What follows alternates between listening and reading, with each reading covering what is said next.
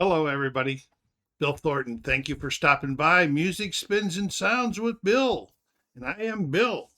And we're going to be talking about the music from my vinyl and CD collections that I listened to this week. And I'll show you the media and talk a little bit about each one and see what happens. See what goes from there. At the end, I will pick out the two favorites of the week. All right. A little bit tougher, a little tougher this week, but we'll see. So I opened up the week with something I bought sealed, brand new on Whatnot, and it was the 2022 reissue of the 1993 album by Dream Theater, "Dying to Live Forever." I like Dream Theater. I have more waiting in the queue to be joined in the collection. I have 3 LPs and 1 CD, counting this one currently in my collection. There's no enter on it. I found that this was from a concert in 1993 and it was remastered and reissued in 2022. 7, as you can see the length of them, live prog rock songs. I do like prog rock, and I do to some degree like the concept albums and so forth, but this one was pretty good. This was, it says, a live radio broadcast. Okay, so I've information on this album seems to be non-existent or hidden, but there is a ton of info on Dream Theater on Wikipedia if you want to do some reading about them. Been around for quite a long time, and it's on the heavy side, but I liked it. So Dream Theater's. Oh, I want to show you the. I'm getting ahead of myself here. I'm going to show you the album, the vinyl. It's on 180 gram.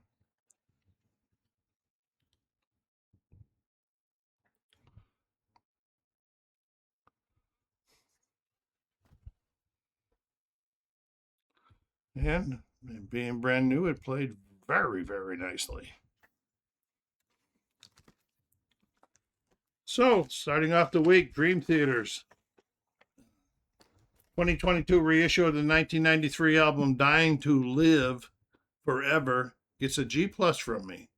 Good way to start the week. As most of you know, I don't do a lot of VGs and stuff like that, but on occasion. But G+ is rates pretty good.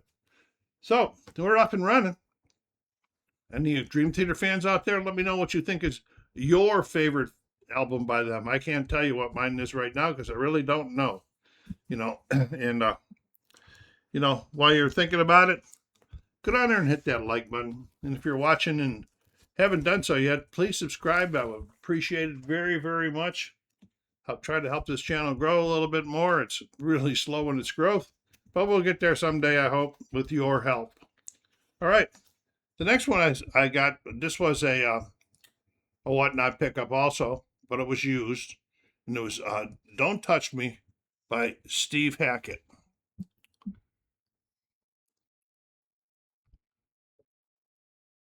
A lot of people know Steve Hackett from his work with Genesis back in the day. This was the second studio album by the English guitarist and songwriter, and my first solo edition by him. Like I said, solo edition. I don't even have a date on that one. Let's see what we got over here. See if we got something. 1978. This one came out. This was released after he left Genesis. In total, Steve had 28 solo albums.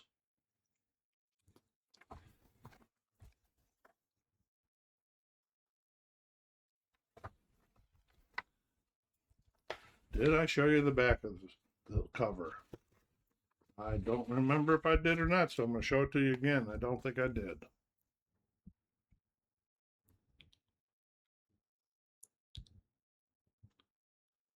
The songs on here, they lean to prog, and the album reached number 38 in the UK and number 103 in the United States.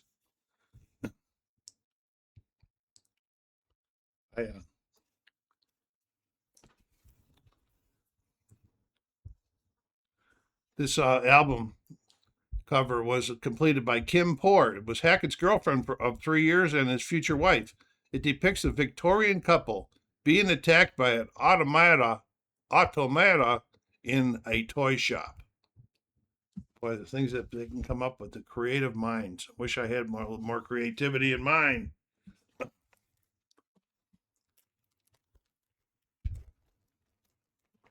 It was mellow, and it didn't really catch me. But because of his work, I am going to put him on my watch list for. Got the AC blowing everything around here. It is hot here today again. Put him on my watch list for some of his higher ranked material.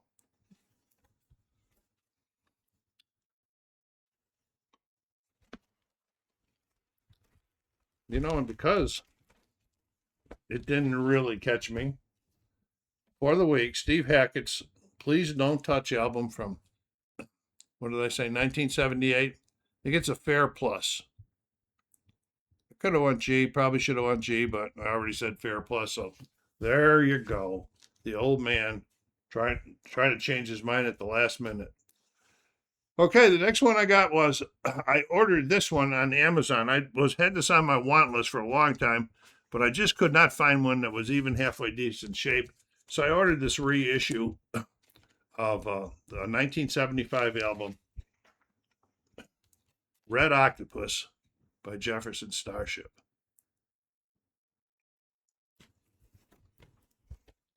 This was the second album by the American rock band. And this particular release, I could not pinpoint. I looked all over Discogs. There must have been 100 releases of this particular album, and I could just not pinpoint which one this was. So, if anybody knows, can tell, I'll show you the barcode. Let me know. The single Miracles was the highest charting single on any permutation of the band had until Starship's We Built This City a decade later. This one ultimately peaked at number 3 on the Billboard singles charts. The album itself reached number 1 for 4 non-consecutive weeks. Now, you know, most of these people came from a group I really like. That's why I got this one, Jefferson Airplane, but this is Jefferson Starship. The next permeation of them, and it's on Grunt Records, which was Jefferson Airplanes' label.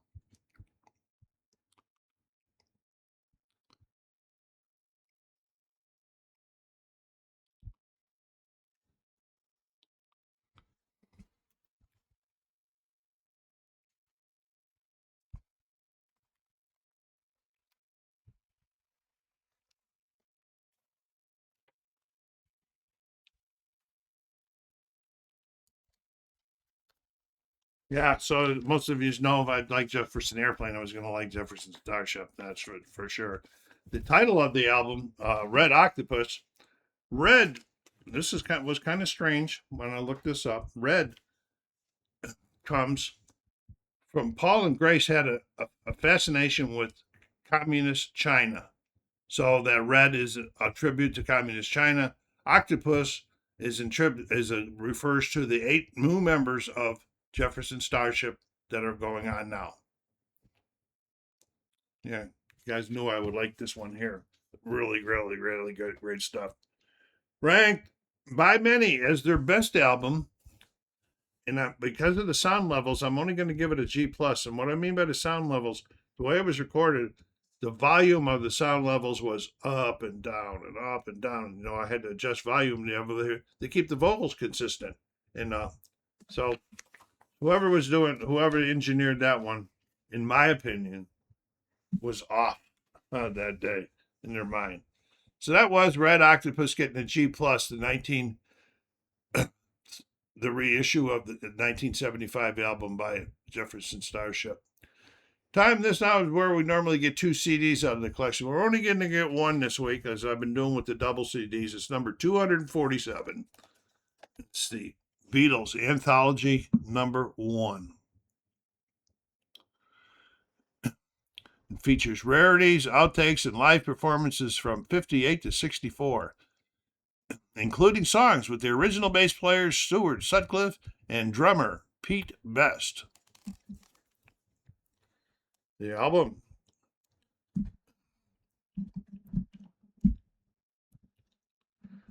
topped the Billboard 200.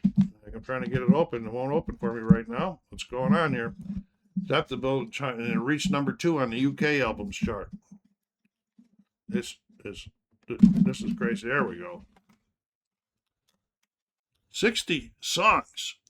34 in this one, which was mostly the rarities and outtakes and so forth like that, but it was pretty cool, you know, and 24 on the second CD. The album plays materials from the Beatles' days as the Quarrymen, up to the Decca audition to sessions for the album Beatles for Sale. Show you the other one.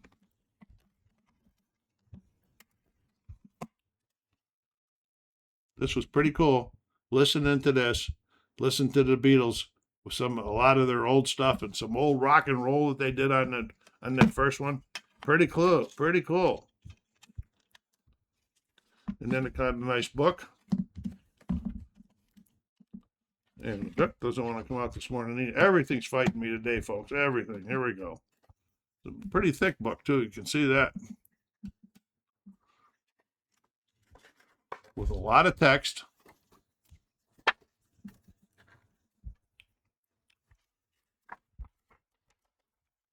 And photos. It's a pretty thick book, so I'm not going to go through the whole book. This was out in 1995. So this anthology number 1 is 31 years old. I bought them on their release dates. In the back. Its historical interest is the only official release of performances with Pete Best and Stuart Sutcliffe in the band. And it's not all songs that they're on. Pete Best is on various songs, and Ringo had come along, and you know, and Sutcliffe on various songs too. So they're not on all the songs, but you know, a lot of the good stuff on here. I don't have my glasses on.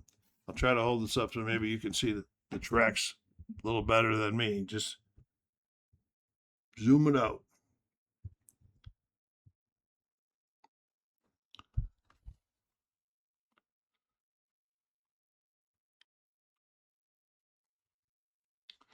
Sutcliffe was their band's original bass player during the 60s, during 1960, and sporadically during the group's second Hamburger session.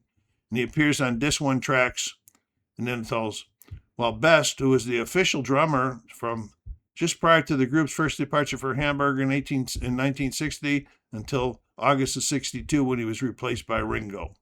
He's on the disc on tracks 10 through 12, 15 through 19, and 21 through 22. This too pertains to some performances from a comedy show, Morecamba and Wise's comedy show, and also the Ed's performance on the Ed Sullivan Show. On this too, pretty good stuff. It was, like I said, really, really nice, interesting listening to this CD. Glad it's in my there. I don't listen to the Beatles enough. I do appreciate the Beatles. So this one's getting a VG for the week. The Beatles Anthology from 1995, Anthology number 1. All right, time. We got to the albums that have been in the collection for a long time, waiting for a chance to be played. The first one is a 1978 LP by Billy Joel, 52nd Street. I have 6 LPs and 2 CDs in the collection by Billy Joel. This is the 6th studio album by him. To differentiate from his previous album, Stranger, and some ones before that, he added jazz musicians to change it up some.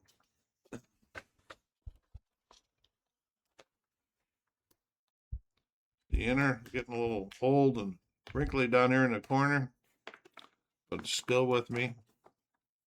Other than the wrinkles, it's in pretty good shape.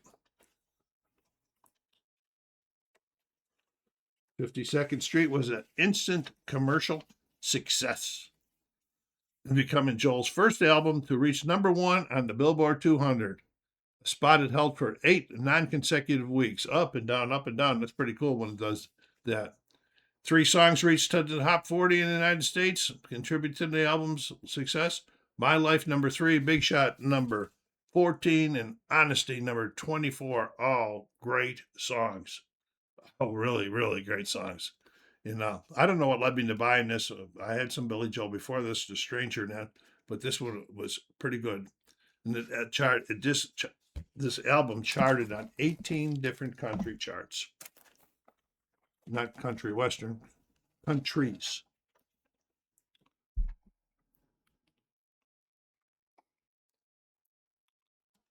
Was similarly well received by critics, earning 2 Grammy Awards for Best Male Pop Vocal Performance and Album of the Year at the 22nd Annual Grammy Awards.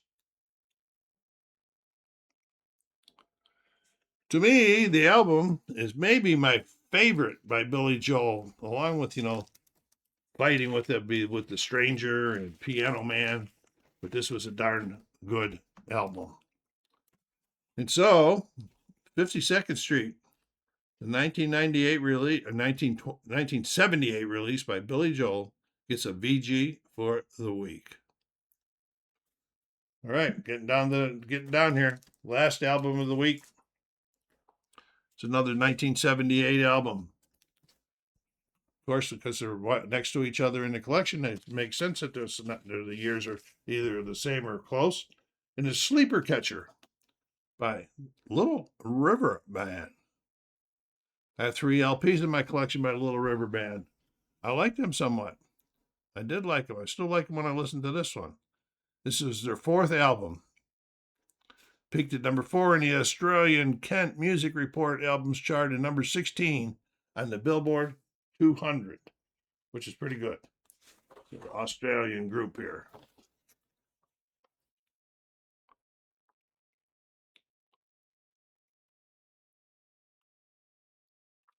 At the Australian 1978 King of Pop's Award, the album won the most popular Australian album.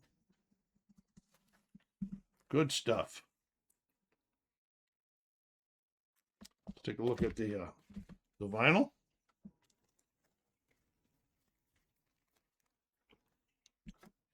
It's on the Harvest album. I had a little problem with the vinyl. There was 3 or 4 songs where there was popping in them. It didn't last for the whole song. It would only last for about 10, 15 seconds, would go away. But I didn't like that. I don't mind the popping in between songs too much, but the popping there. So maybe I'm going to target this for another deep clean. Hopefully that'll take care of that for future plays. Then, this was interesting. I looked this up to find this picture here. Okay. It shows the group playing the Australian gambling game 2 Up, TWO-UP, UP.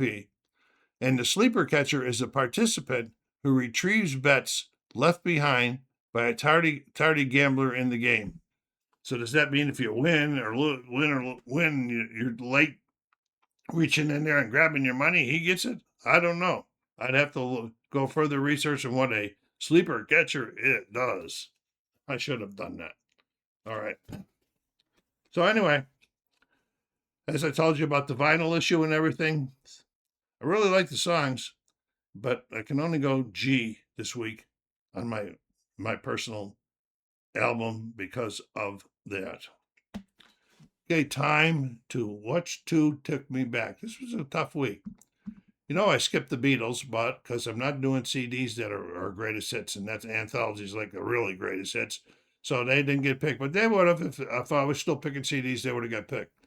So the first one I picked was the 1975, of course, it's a reissue by me, 2022, of Red Octopus by Jefferson Starship. Hey, go Grace. And the last one that I picked was 52nd Street by Billy Joel. Well, would you have picked any of those? Let me know what ones you would have picked. Did you like it? Do you like any of these artists? Do you have any of this music? Let me know. I'd love to hear from you. Leave comments down there. I will get back to you. SoCal Cyber saying, take care of yourselves out there. Be kind to each other. and stay safe.